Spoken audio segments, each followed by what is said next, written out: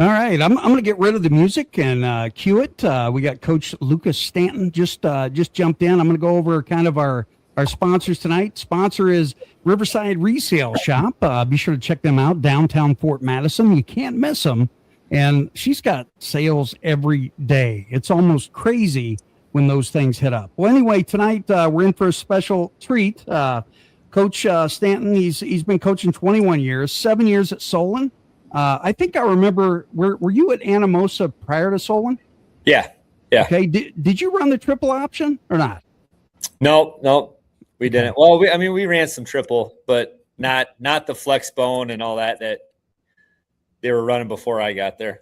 Okay. Yeah.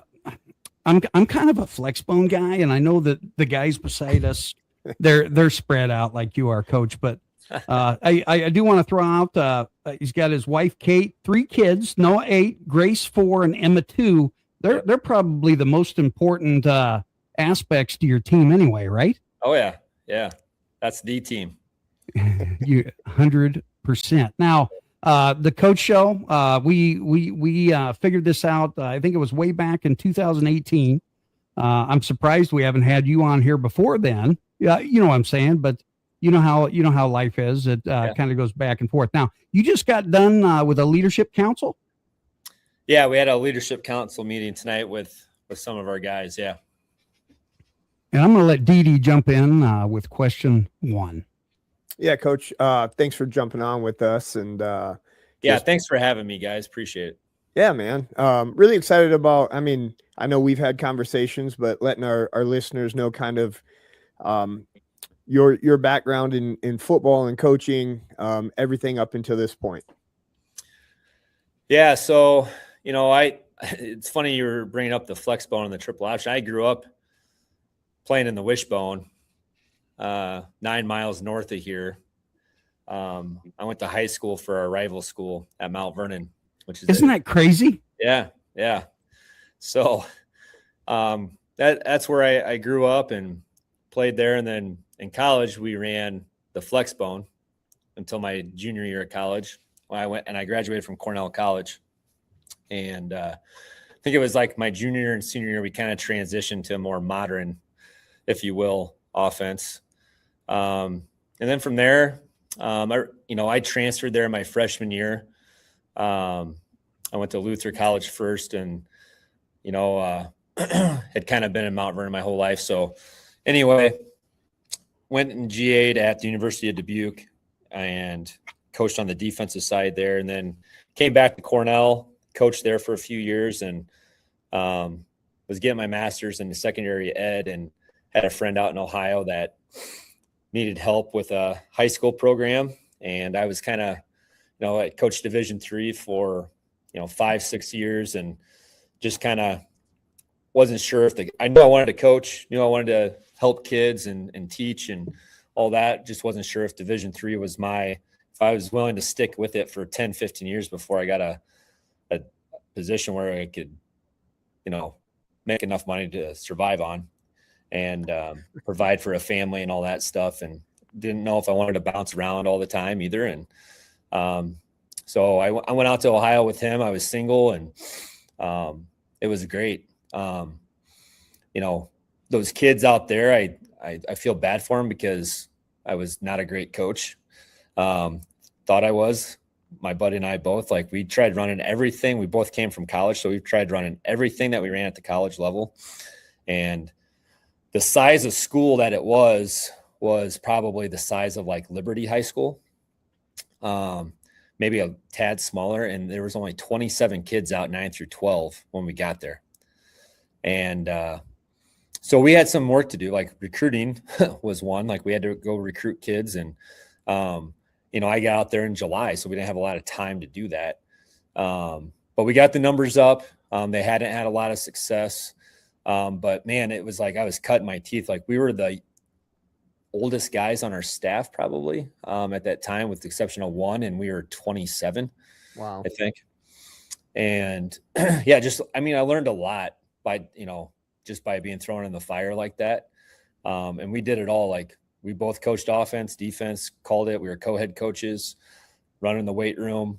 And then after a few years out there, I just, I wanted to get back to Iowa. My sister was having kids, and family was important. So then was at North Cedar for 3 years, and then Dubuque Wallet for 1, and then Anamosa for 3, and then DeSolon. So wasn't necessarily a model of consistency there for a while, but you have your reasons for making changes, and I had my reasons, and they were all good reasons. And some of them were family, some of them were just needed a fresh start. When I was at North Cedar, when I left, I was doing AD, Dean of Students, head football, coached basketball, and my wife and I were getting ready to have kids, and she was an elementary principal at the time, and I'm just like, this is not going to work. So I wanted to get back in the classroom. I wanted to get back just being with kids in the classroom, in the weight room, being a strength guy, and had a chance to go coach with Travis Zajac at Dubuque Wahlert, who him and I coached together at the University of Dubuque. That was the connection. So he had a position open, and I went up there, called his defense, and then we, we're having our first kid, Noah, and I was like, I'm not making this drive up to Dubuque when she's at home with the kids. So Anamosa, and then Solon came open, and yeah, so that's kind of sorry, long-winded there, but that's the rundown of where I've been and my coaching stops, and where my experience, and through that time, just the connection to Solon was I played with like 3 or 4 guys from Solon. The best man at my wedding was from Solon, and I got to know Coach Miller and Coach Sands when I became friends with them. And when I got into coaching, that was the connection. I quickly became, friends with them. They became my mentors. I bet, especially when I moved back to Iowa, twice a year, I came over and hung out, just asked questions to Coach Miller, anything from team building, culture to X's and O's. And then my first couple of years here, he was still in the building and was a great asset to me and a great mentor to me. So, yeah, Coach Miller's a class act, man. Yeah, it doesn't get much better than him. It really doesn't. I'm so grateful for the relationship that I have with him, and how he's treated me. And yeah, he's one of the best, no doubt. What's it like? In the state of the NFL, I think that Solon now can brag that they have the highest paid center in the history of the NFL, and then Werf's destroyed who I was. I had a great Central League ball club. I was defensive coordinator, and Werf's, it wasn't just Werf's, but Mount Vernon took us down in that one. But man, what do you have in the freaking water up there, Coach? That must be the nitrates, man. Oh shoot! No, it's got to be freaking exciting though. It's exciting as an Iowan. You know what I mean, to be able to portray that. It's pretty incredible to have 2 quality players like that 9 miles apart in the state of Iowa, and then both played at the University of Iowa, for Coach Ferentz. And Linderbaum pinned Werfs, correct? Once. Yeah, he beat him once. once. So, that was a big Twitter debate. Yeah, earlier. and I'll probably get blasted from either side on that. That's all right.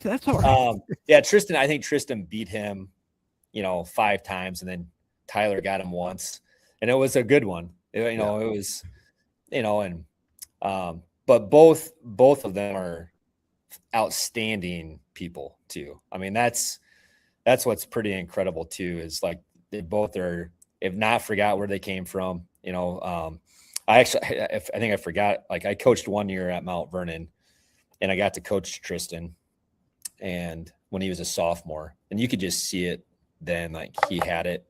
But like my wife being at the elementary there, like, you know, he would come back all the time and read to the elementary kids, and Wow. just a great person. And same with Tyler, just, you know, he's came back and talked to our kids, and talked to the golf team. His uncle, I think, yeah, it'd be his uncle, is the golf coach here.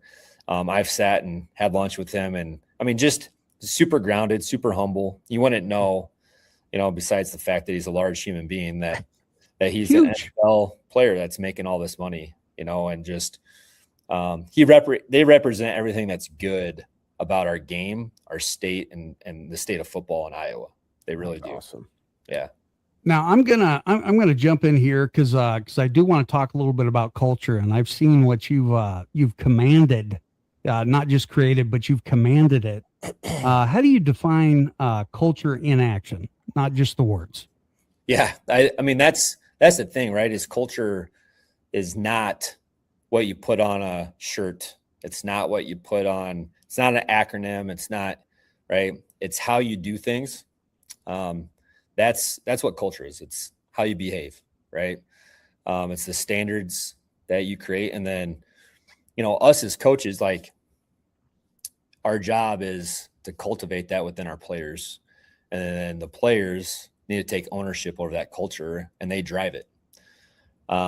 That's the biggest thing. And I think the other thing, which I don't know if this is answering your question or not, but was just talking about this the other day with somebody, and, you know, just because you win doesn't mean you have a great culture. Yeah. And just because you have a great culture doesn't mean it's the absence of challenges or problems, right? It's culture is alignment. So like when you have a good culture, you are just set up better to take on those challenges, right? So every place I've been at all sorts of different places, and yeah, you're going to have different challenges in terms of like socioeconomic and things like that at different schools. And I've had that, but realistically, like, we're all coaching teenage boys, right? The challenges are all the same in terms of team and things like that. And I've been on some teams where our culture was really good, but we didn't go 11-1. You know, I think we went, you know, 2-7 one year, and we had a really good culture. And we took on those challenges really, really well, but it didn't actually equal wins on the scoreboard yet, you know? So, you know, I don't think it always equates to winning. I do think the scoreboard takes care of itself eventually.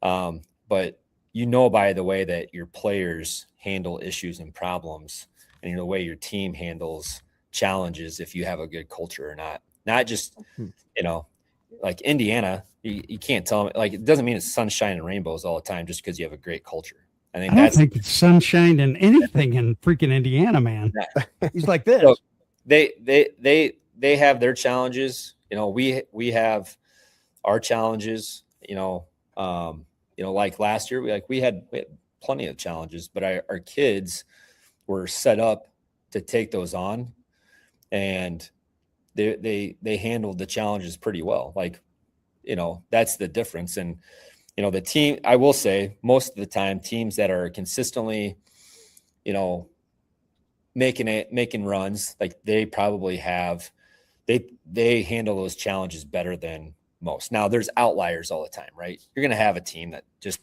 man, they just have the talent, and they're going to overcome that because of the talent. There's outliers, right? But when your kids are driving that, like, you'll know, like, when you have people that are saying to teammates, like, that's not how we do things here, you know, and they're holding them to that standard, and it's not coach driven all the time. Like, that's when you have a good culture, you know?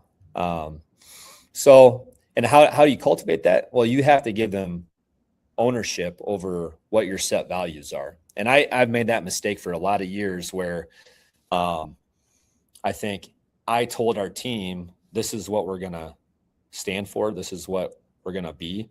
Now, as coaches, I think there's non-negotiables on offense, defense, special teams, how we tackle, things like that. Okay.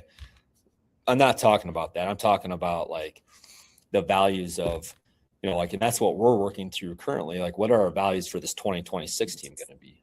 Right. So, last year it was love, effort, growth, integrity, and trust. Right. So what does that look like? But like, I didn't come up with that. I didn't put that on the players. Like, this is what we're going to be. This is our value system. They came up with that themselves. I help guide them. I help, hey, this is how we're going to come up with it. But what do you guys think that this team, and I believe at the high school level, especially, like, some people don't agree with this. Some people think you need to have a year by year, like every year, consistent, acronym, whatever you want to call it, values, but I think every team's different. Yeah. You get a new group of sophomores that are going to be juniors next year that have never played with these guys. There's a different set of challenges, right? Mm-hmm. Some years you have a 3-year starting quarterback. Some years you breaking in a brand new quarterback. Some years you're replacing your whole offensive line, whatever it may be. Okay. And I think by giving them ownership over that, because they should know their team better than even us as coaches, honestly. They're together all the time. So I tell them, like, what does the 2026 team need to be successful? Like, what do you guys feel like? And they come up with it. And then, and this is kind of like my clinic talk a little bit this coming weekend at the South Iowa Clinic, but it's their team. If you want them to own it, they need to come up with it. It can't be us as adults or coaches saying, this is what we're going to stand for, and, blah, blah, blah. Especially kids now, that's just not how they need ownership. And if you want to build leaders and you want to drive that culture, like, they have to take that. And then when you are facing those challenges, or maybe they're not living up to those values, it's easier to go back and be like, well, you guys decided this. It wasn't me, right? It wasn't the assistant coaches, like you guys, and you put all the pressure kind of back on them, and then they have a choice, right? They have a choice to make. And that's kind of just how that's been the big shift for me in the last, I'd say like 4 years, how we've changed that. And I feel like that's helped,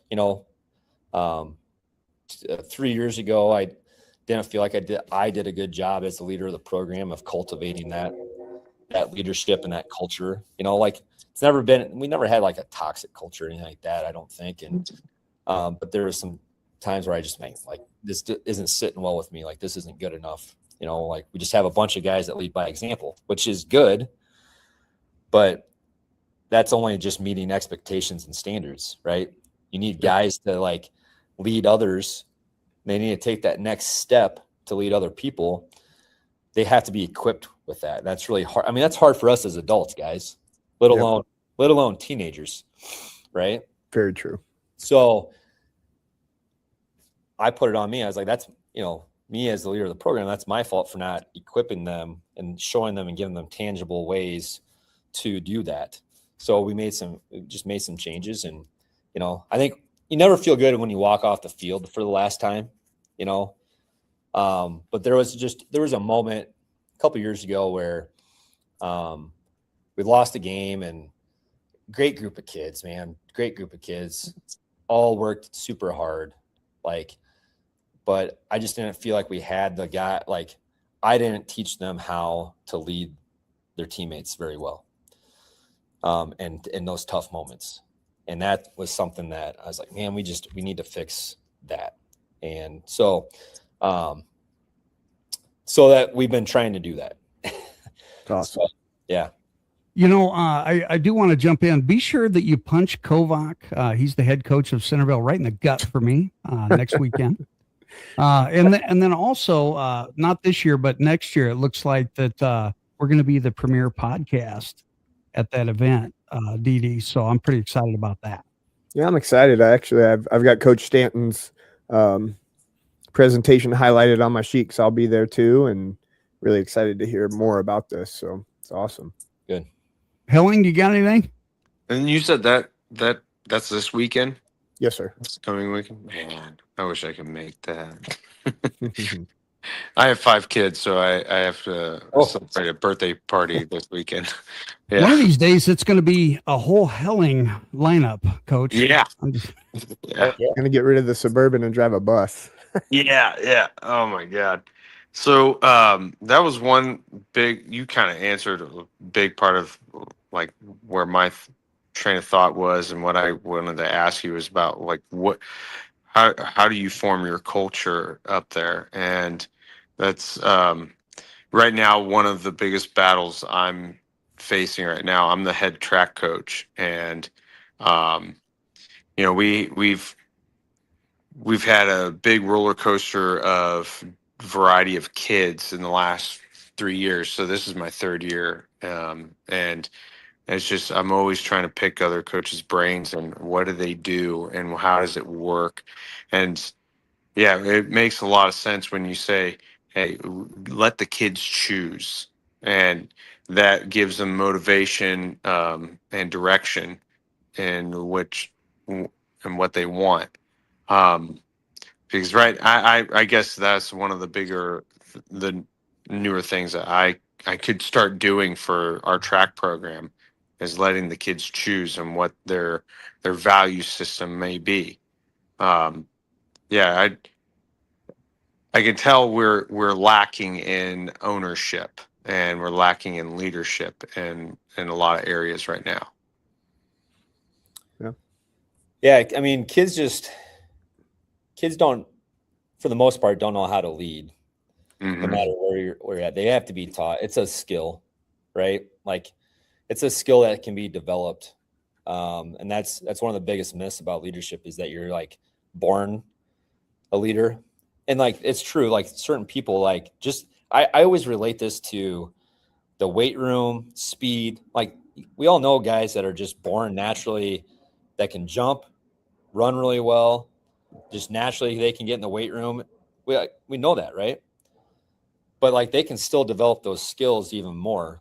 And then we all have those kids. We've all seen those kids that, man, their freshman year, they come in the weight room. And then by the time they leave as seniors, holy buckets, how much they've grown. Leadership's the same way. It's a skill and you got to rep it. And you got to give them opportunities to rep it too. So that's one of the other things that I have changed over the years is prepping your leaders to lead as well. So giving them opportunities to lead, talk in front of the team, but not putting them like, not saying like, hey, I need you to talk to the team in like 30 seconds. I prep them like a day ahead or 15 minutes ahead so that they have time to kind of think about it and prepare. And if it doesn't go well, then we talk about how it can go better next time. But like if they never have those opportunities to do that, they're not going to develop that skill. So giving them those opportunities, and the fact is kids these days, that makes me sound really old saying that. these dang kids. Yeah.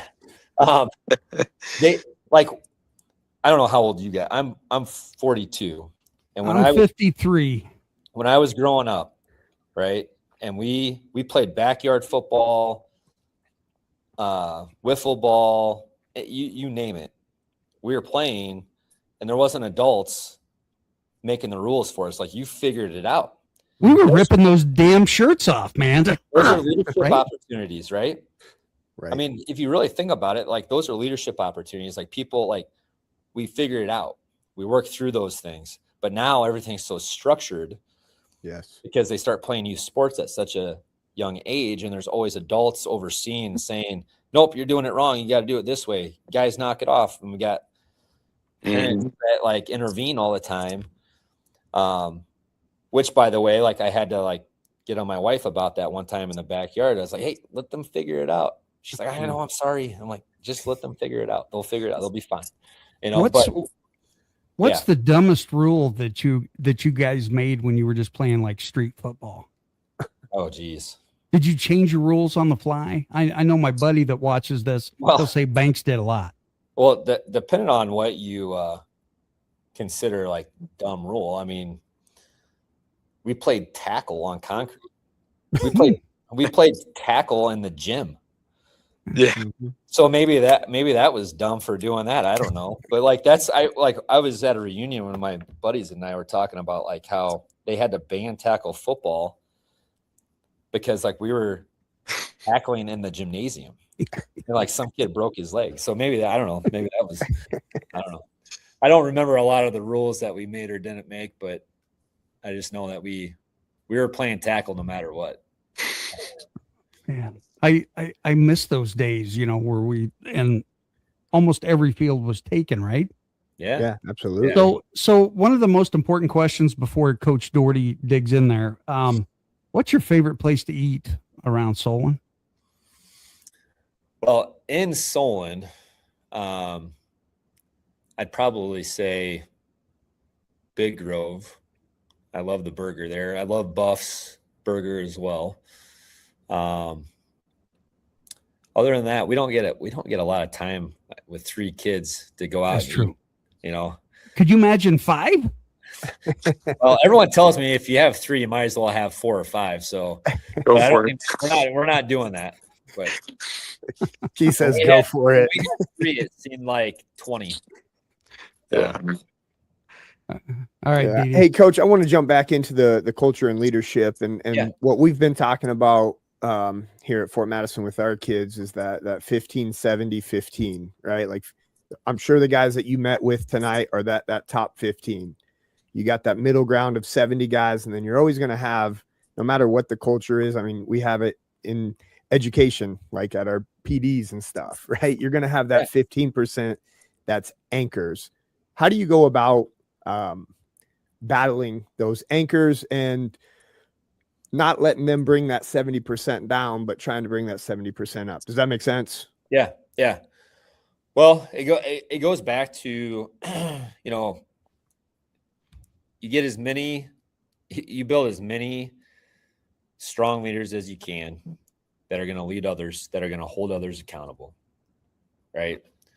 And you try to get as much player-led as you can. And then I think what we do as coaches, and I say we just because like I know I've been this way and it's hard not to be this way, and is we spend so much time focusing on the negative or the kids that aren't doing it right that we forget to celebrate the championship behavior and shine light on that. And what I've found, and it's not perfect, it's not going to necessarily fix the anchors, right? Is that when you shine light on the people that are doing things that you want them to do, or like that are living out the values, right? You're shining light on those that are doing things the right way, giving great effort. They're taking care of the controllable factors essentially. Mm-hmm. You shine light on that. That's what's going to bring that up, in my opinion. Now, when I talk to people about this sometimes, and we've had this talk as a staff before, is sometimes it comes across as like you're ignoring the issues or the problems. No, we'll still address the issues or the problems, or it's not like ignoring the person in your job that consistently shows up late or doesn't show up at all, or is bringing your coworkers down and things like that. It's not ignoring that.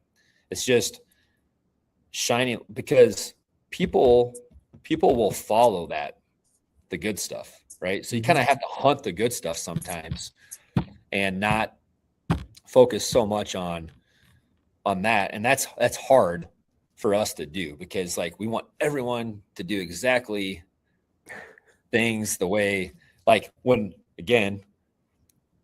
I was in high school, if Coach Bellamy, my high school head coach, said, do it now and do it this way, you did it. You didn't ask questions, you just did it, right? Mm-hmm. But not everybody's like that. And So I think, but when we focus on that and sometimes like address it with the whole team, like you make it sometimes a bigger issue than it needs to be. But that's what I found. It's not a fix. It's not going to fix it permanently or totally. But that's just one way I've found that helps, is when you shine light on the championship behavior. And then honestly, what we've done is we've had our kids call out people that are doing things the right way. Mm-hmm.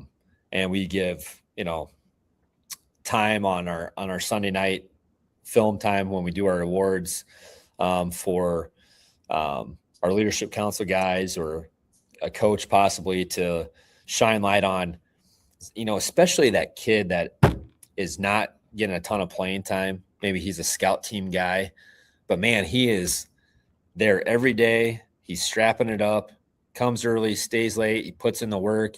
He gives everything he got on scout team. He plays special teams. And then when a teammate, especially if it's the all-state quarterback, recognizes him and says, "Hey, I see you," mm-hmm.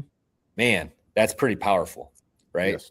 And I think that's a lot more powerful than, back, especially when I was 27, getting really pissed off at, Bobby for, showing up with his cleats unlaced. I was 52, coach, and I did that. Just, it just, I don't know. I think I want to do this until, my health doesn't allow me to do it. And I think to have joy in it and to keep enjoying it, that's partly why I think we have to be that way. Otherwise you're going to be miserable, going to be miserable. But I know I'm giving you guys some long-winded answers here tonight. And I like it. Great stuff. I get pretty passionate when talking about this. So, well, it's interesting. I was listening to you and I was like, I in track never thought about like even I wasn't even against it, but it's just never something that I considered to be a thing, was putting together team captains for track and field. And I'm like, I know we have it in football. I played football and I just never thought, I was like, it's not that important. But now I'm just like, well, the way everything you're saying is just like, that's what I feel like we need. And now it's just like filling my brain with more and more quality ideas. Now, when you're looking at beyond football, we're looking at all the other coaches that, a football coach and someone that's in, the weights and all that sort of stuff that has to deal with, right? How do we build this culture across all sports, not just football? Yeah. So if you're thinking about it from total athletic program, I mean, your strength coach is super important in that role, in my opinion. And this it's not something we necessarily do yet. I've done it before in my strength classes, where we would have some leadership components. We would have, and honestly, that's probably where I would start if I'm trying to start it in a whole athletic department. I'm going to start it in the weight room, and I'm going to start the same way with the kids.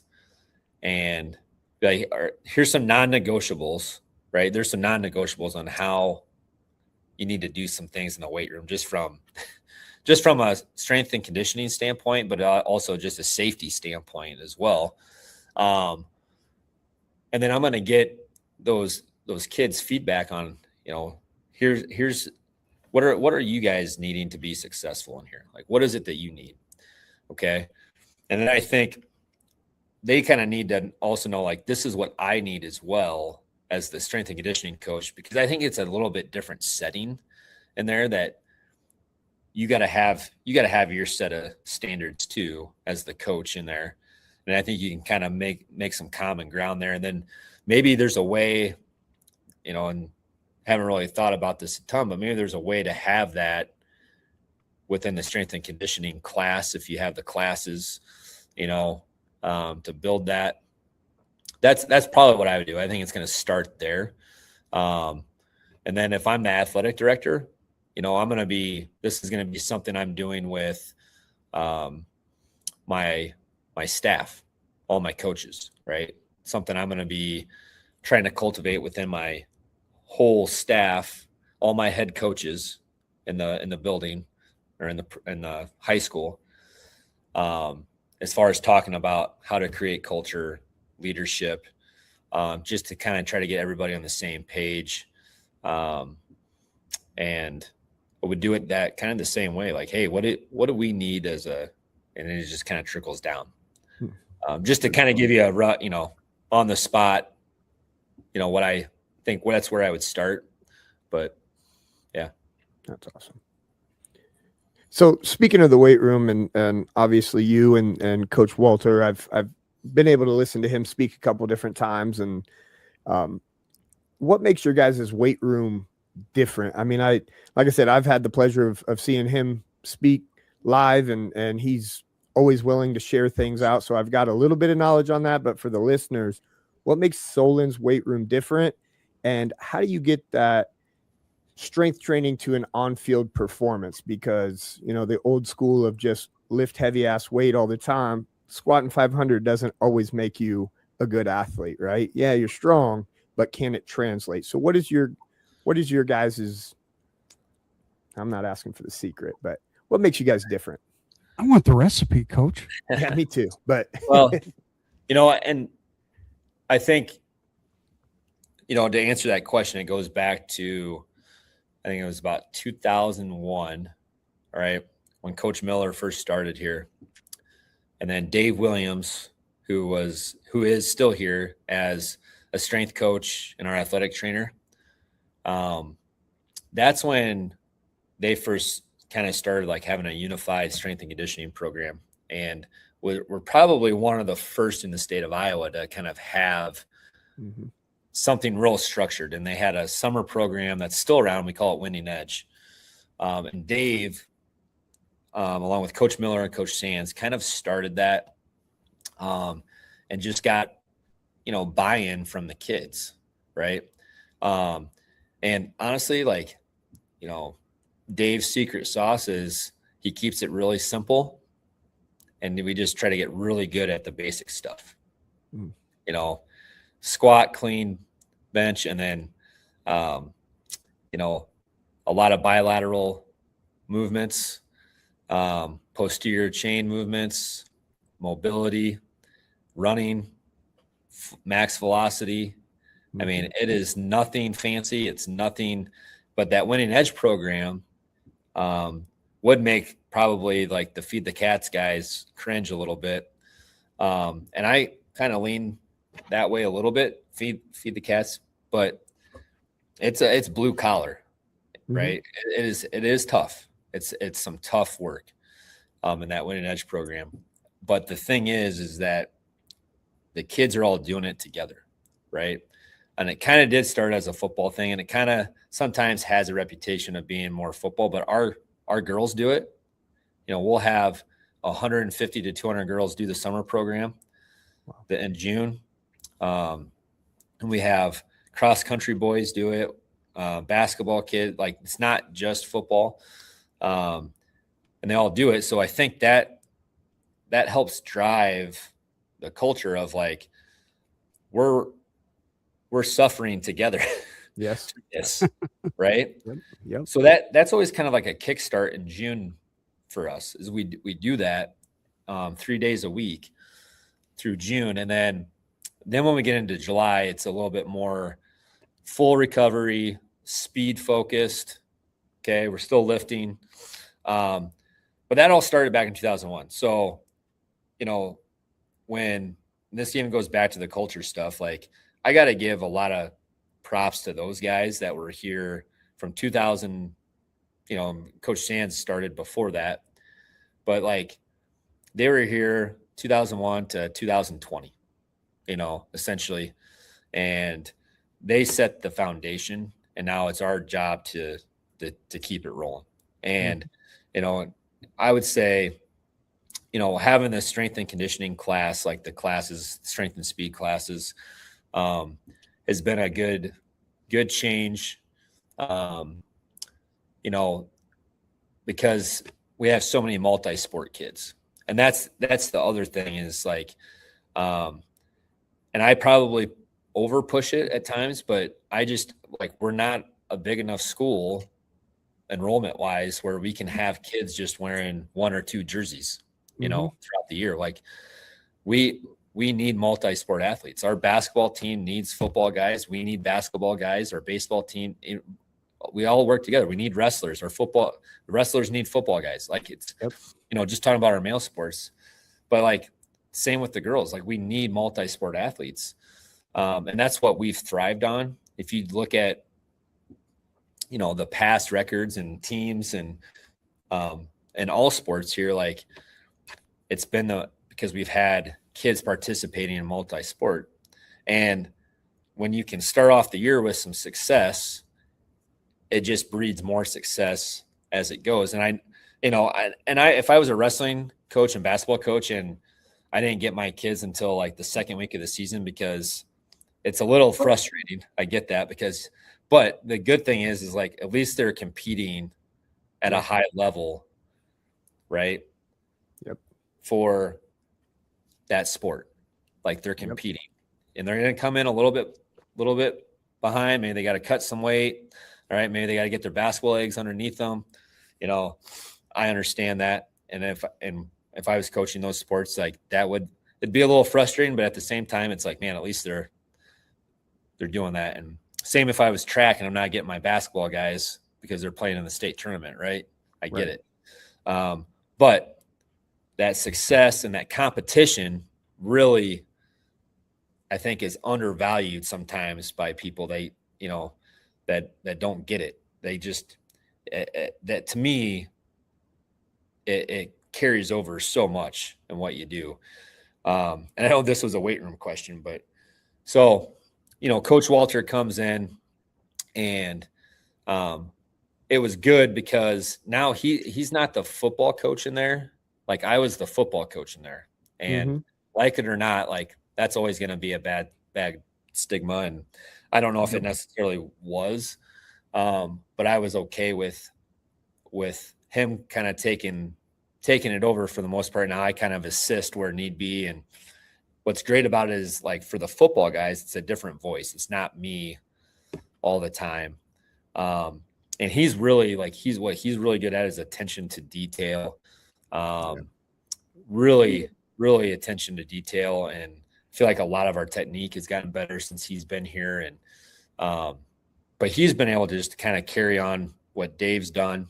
And those two kind of work hand in hand. Like Dave does our after school stuff still, and he's our athletic trainer, and then does our summer programming. And there's no secret sauce. I mean, it's just like, but I think it's about relationships, right? And then our head coaches of our other programs value the strength and conditioning aspect. They know that while like skill sports like baseball and basketball, like the skills are really important, obviously, right? Really important. But if you can do all those things when you're a lot stronger and a lot faster, it's going to make you better at that skill too. And I think they see that show up too. So it's just kind of an expectation. And again, that was kind of created, before I got here by Coach Miller, Coach Sands, and then like Coach Emmy Williams, who's our cross country coach, an assistant girls track coach. Like she's done a phenomenal job. Coach Aaron Hainfeld, our wrestling coach, like Coach Galpin, our men's basketball coach, and Coach Jay, like they just all do a really good job of pushing the weight room. Coach McSweeney, our head baseball coach, he's been here, since like 1998, I think, as the head baseball coach. And he was the athletic director at one time. Wow. And so he really gets it too. And like, and he's been tremendous in working with like football, baseball guys during the summer, like when we're doing that program, right? Just a lot of communication with, guys who are pitching and things like that, but not saying, nope, they're just not going to do it. Like, it's not that. He understands the value in them doing it, especially when they're freshmen and sophomores and they're developing. Yeah. So when you get all those people, collectively bought in, it just, yeah, it makes things go really well. And like when I was at Anamosa, same thing. Like, we had a baseball coach, we had coaches that were bought into it, and we, and Dave Jenkins is there now and has done a great job. Dave's awesome.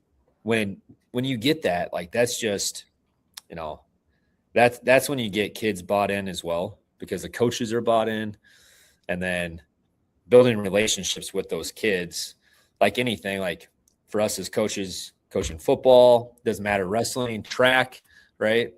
I think when those kids truly know you care about the person behind the jersey, right?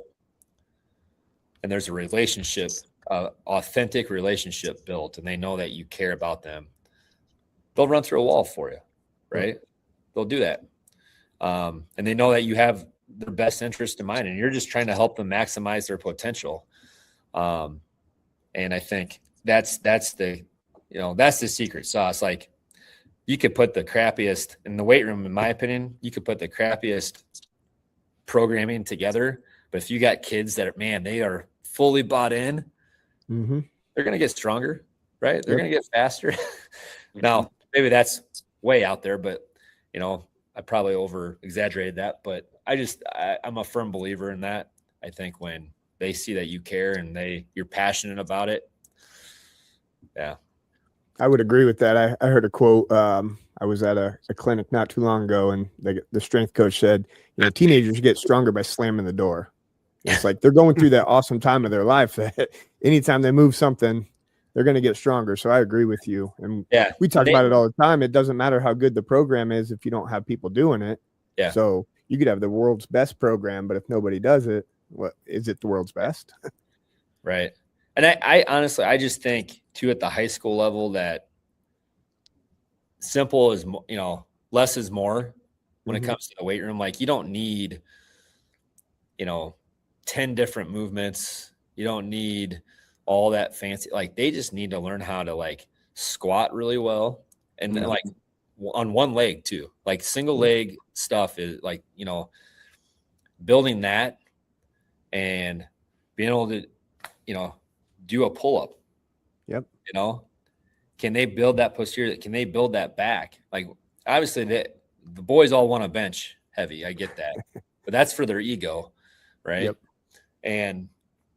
But if they can do those things and they can do them well, but like anything else, you got to get kids to realize, like, the boring stuff is the good stuff, like consistently over time. And that's where I think, like, you have to show them growth. Like, you have to be able to show them the value and, like, how is this helping me become a better athlete? How is this going to help me become, again, that's where things have probably changed with kids since we were in high school. Probably is, I didn't really need to know the why. I just kind of trusted, like, I got in there and I was going to squat and bench and clean. I was going to get stronger and faster. And I just, but now it's all, it's just how it is. But they still want standards, and they still want expectations, and they still want to be held accountable at the end of the day. Right. So, high love, high standards. So that was in Brian Kite's newsletter the other day. And I'm like, man, I'm stealing that. So yeah. I love his newsletters. They're awesome. Yeah. Now, when you're talking about competition, I want to know what your practices look like as far as, do you have competitive edge in practice, or do you do that kind of in that outlook? Yeah. So we try to build in competition and practice for sure. A couple of my assistants would probably say we need more. But I also have to look at us being smart too, and staying healthy. And I just think that the healthiest teams at the end of the year are going to make the deepest runs most of the time. Yeah. So there's a healthy dose of competition. We do a lot of the special teams compete drills that Iowa does. If you're familiar with like their special team stuff, like we just stole what they do and, apply it to the high school level. And we do one of those every day, special teams compete drill. And then especially early preseason, we do some competitions as far as like kind of going live a little bit. I think some people call it the Millennial Oklahoma drill on the perimeter, where it's full, it's go. Yep. And we're just throwing a bubble, a screen, a jet sweep, toss, whatever it is, to the perimeter, and it's competition time. And we're keeping score and things like that. We also build in like a competition throughout the week in terms of who's getting the most turnovers. So we track it. So anytime the ball touches the ground, like incomplete pass, we're scooping it up. Yep. And we're going to count that as one, right? But if you strip the ball, we count that as one, right? And that can be in Skelly, inside run, and team. So, and our managers are supposed to be tracking it, but when we do Skelly and inside run at the same time. So sometimes, you'll hear Coach Hattie yell at our managers like, one for, Jardine or whoever, and he'll yell at them to mark it down, and then, we'll keep track and then give that person a helmet sticker at our Sunday meeting. We do some kind of like good on good, I guess, competition where we'll put them in some like live game situations, going up and down the field, give them a situation. Hey, you're down. This team's down 3 with minute 47 on the clock. You have 1 timeout. The defense has 2. And we'll do competitions like that. We'll do red zone competitions. And the winning team, I think last year, the winning team, I think, got to eat first at our team meal. I think that was one of the things they got. The biggest reward you can give. Yeah. There were some rewards like that. I think we got like Jersey Mike's like certificates, like I don't know. And so the winning team got those for Jersey Mike's. It was almost all like about food, I think. Food drives them, man. Yeah. It's huge. Or the helmet sticker, that was usually good. But yeah, just any way we can incorporate competition, like we try to do that. And I think, yeah, 2 of our coaches are always like, we need more of that. We need more of that. We need more of that. I'm like, yeah, but we also got to get some stuff done though. Because they're going extra hard when food's on the line. So yeah, got to be healthy. There's a competition circuit that I was looking at in the off season. I saw, Dan Lanning from Oregon, they do it. And I was like looking at that. I'm like, that would be really good to do. I'm trying to figure out how to do it at our level, and apply it. But it's an offensive, defensive, circuit. Obviously, they platoon their players, like they have defense players and offensive players, so like it's easier for them to do that. So we were talking about how could we do that at our level, but like it's some one-on-ones, and you have D-line, O-line one-on-ones, but it's all going on at the same time with them. Like, so you get a back on a backer and things like that, and but it's a circuit. So been kind of looking into that on how to do that, but yeah. I tell you what, it's amazing how fast this particular show goes, Coach Stanton. We're gonna have to have you on again. If you'll come on anytime. Yeah. I would. Yeah, I this appreciate it. Yeah, absolutely. Now, give some shout outs out there that you want to say. Hey, some shout outs, huh? Yeah, give some shout outs. Well, I probably got to shout out my staff. I don't know if they probably won't even watch this. they'll probably see that I was on, and they're like, "Oh, I'm not watching that." Our defensive guys never watch. Okay, go ahead. Yeah, shout out my coaching staff, my family. I think I shout out to Coach Miller earlier and those guys, but I would probably, there's no way they'll watch it, but our players, shout out to all our players too. You got to make it mandatory, Coach. Yeah, no, I don't know if I want them to watch it, so then I'll just get razzed the whole week. So yeah. We don't get razzed down here in Southeast Iowa, do we, Coach? No, Didi, right? Stop. Kids are ruthless, man. I do have to tell you, because you mentioned Centerville. So my dad grew up in Southeast Iowa. I don't know. Actually, I don't know if Seymour, Iowa, is that considered Southeast Iowa? Yeah. I Seymour was 8 miles from where I grew up. My brother and a lot of the Banks clan, they kind of hung out in Seymour, so I know that quite well. Yeah. Yeah. So my cousin graduated from Centerville. My aunt was the president for What's your cousin's name? Bo Sprouse. Yeah, I know Bo Sprouse. Yeah. Yeah. So Marlene Sprouse is my aunt. She was the dean and president at Indian Hills for a long time. Yeah. So yeah. So I've got Southeast Iowa blood, man. That's awesome. That's awesome. Well, we'll have you on again. Tonight's show was brought to you by Riverside Resale. Check out the store today.